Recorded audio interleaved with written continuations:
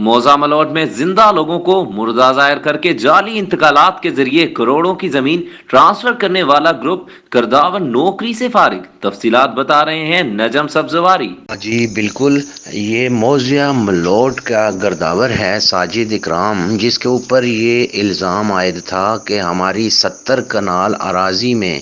ساجد اکرام جو گرداور ہے، اس نے لینڈ مافیا کے ساتھ مل کے ہمیں مردہ شو کیا ہے اور ہماری 70 کنال اراضی جس کی مالیت کروڑ روپے میں بنتی ہے وہ ٹرانسفر کر دی ہے،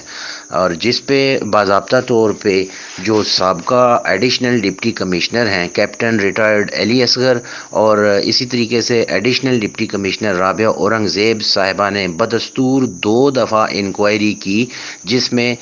گرداور ساجد اکرام کو ذمہ دار ٹھہراتے ہوئے اس کو نوکری سے فارغ کرنے کے آرڈرز کیے گئے۔ ایک بات آپ کو بتاتا چلوں کہ جب 2 دفعہ اس شخص کے خلاف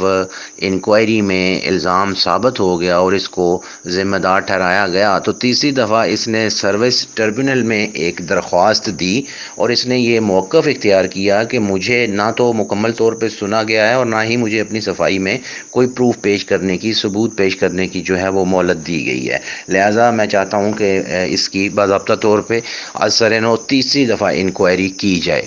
تو جس پہ جو ہے اس کی وہ درخواست منظور کی گئی اور باقاعدہ طور پہ اسسٹنٹ کمشنر جواد جو ہیں، یہ سابقہ اسسٹنٹ کمشنر جواد مظفر اور اے سی ڈاکٹر وقار جو ہیں،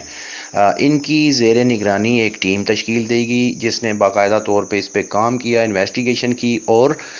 ساجد اکرام کو تیسری مرتبہ بھی اس واقعے میں ملوث پایا گیا اور اس کو ذمہ دار ٹھہراتے ہوئے additional deputy commissioner headquarter جو ہیں کامران علی چیمہ، انہوں نے باقاعدہ طور پہ ساجد اکرام کو تحریری نوٹیفیکیشن جاری کیا ہے کہ جس میں یہ نوکری سے فارغ ہو چکا ہے، اور اس کے ساتھ ساتھ اس نے جو یہ 70 کنال اراضی کے انتقالات کیے تھے وہ بھی منسوخ کرنے کے آرڈر جاری ہو چکے ہیں۔